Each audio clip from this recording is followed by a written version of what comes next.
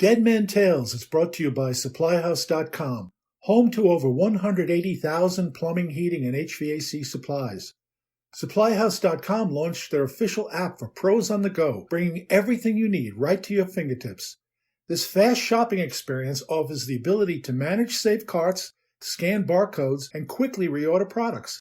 Download the SupplyHouse.com app today on any Apple or Android phone for fast shopping on the go. From HeatingHelp.com, it's Dead Men Tales. I'm Dan Holohan. It was like working with George Washington's axe. It's an old joke.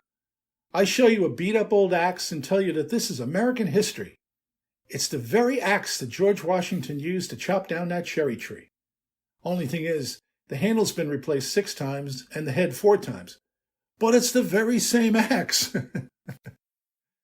Which brings me to Fraunces Tavern, which is down near the bottom of Manhattan Island.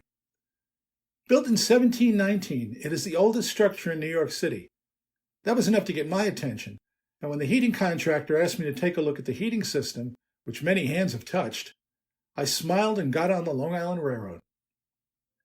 It was here that George Washington bid farewell to members of the Continental Army at the conclusion of our American Revolution. And before the Revolution, it was one of the meeting places of the Sons of Liberty. Throw a stick anywhere inside this building and you'll hit significant American history. Or a chicken pot pie. It's a wonderful place. And as a native New Yorker, I was seeing it for the first time, which was a bit embarrassing. I really should have visited there sooner, but then I still haven't been to the Statue of Liberty. But the thing about Fraunces Tavern is that it's a lot like George Washington's axe. Much of the original structure has been replaced over the years, but there's still enough left to make it delicious. And then there's its heating system. Okay, imagine this antique building that has since been connected to other antique buildings next door, and at some point, probably in the 1930s, some heating company had to install central heat. They chose steam, which isn't a surprise, but how they got the big boiler piping and radiation into this dog's breakfast of construction had me gagging. The basement of this place was more suitable to James Madison, who stood 5'4", than it would have been to George Washington, who towered at just a little bit less than 6'2", which is also where you'll find me. But then none of us had to install those boilers and pipes. Watch your head. At some point, a heating contractor got in there and ran piping everywhere. He chose to use cast iron convectors, connecting some of them with one-pipe steam, and others using two-pipe steam but without steam traps. This is what we call the two-pipe air vent system. It acts like one-pipe steam, but the radiators have drains for the condensate. The building needed ventilation, so the long-gone contractor hid a steam coil inside ductwork down in the basement. The coil was several inches off the floor, tucked back there in a spot Houdini couldn't reach. An abandoned control valve sat on the steam line that served the coil, and an abandoned self-priming pump, operated by a float switch, once sucked condensate from the buried tub and transferred it to a return line, wishing it good luck on its way back to the boiler. This, too, was now just history. The building superintendent was from Russia, spoke little English, and had, while in Russia, worked on locomotives, all of which made him perfect for the job of keeping Fraunces Tavern up and running. To get the coil to work, he would open a drain line, which let out air, and once the steam entered the coil, he would flip the switch for the fan and drain all the condensate into the sewer line. He had no idea why he was doing any of this other than the system worked when he did it, and that was good enough for him. The boiler took on plenty of fresh water as a result, but that wasn't a problem because the boiler was soon to leave the building.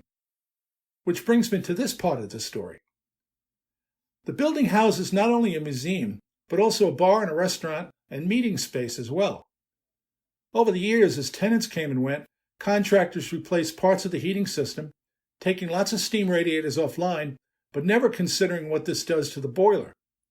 An oversized steam boiler really knows how to waste fuel. At one point, Fraunces Tavern was host to the visiting Magna Carta, which doesn't get on well with steam heat. So they had a high-tech HVAC system installed in that part of the museum. The rest of the museum, with all its glorious paintings and American artifacts, still had the steam, and those rooms were as hot as a fire pit in hell. which is why I was there poking around with the heating contractor. The solution for most of the radiators was to use thermostatic radiator valves between the radiator air vents and the radiators. These will shut off the air vents when the room reaches the temperature set on the individual TRVs. If air can't get out, steam can't get in. That will solve the biggest complaint, which was overheating. When a room gets too hot, someone opens a window. The TRVs will work the same way on the one-pipe steam radiators and the two-pipe steam radiators. For that steam coil, I prescribed a new control valve operated by an electric thermostat. The thermostat would have an end switch to start and stop the fan. We also needed a floating thermostatic trap after the coil, which would drain the condensate into a transfer pump. By sending the condensate back to the boiler rather than to the sewer, the new boiler will last a lot longer than the old boiler did. And the new boiler will be the right size for what's there now. The contractor measured all the radiation, including the coil, and sized the boiler to that load with a 1.5 pickup factor for the piping. He then selected the boiler based on the manufacturer's stated DOE heating capacity rather than its net rating. That allows for the extra steam piping that's still all over the place in this early American mechanical jungle. Another part of the building has the ductless mini-split hanging on the wall, and still other parts have electric baseboard. All this, along with the steam. And the fireplaces. So many ears, so many hands. My favorite part of the day, though, besides lunch and all that poking around, was realizing that the contractor knew what he had to do even before I got there. This guy was sharp. He just wanted someone else to look with him, think it through, and hopefully say that he was right. He also wanted to share the wonder of this place. And in that way, he was like a schoolboy. And so was I. I hope you enjoyed that story. I wish you could have been there with me. And if you did enjoy the story, please share it with your friends. And please subscribe to this podcast if you haven't already. I have many more Dead Men Tales to share with you. Thanks for listening. It means a lot.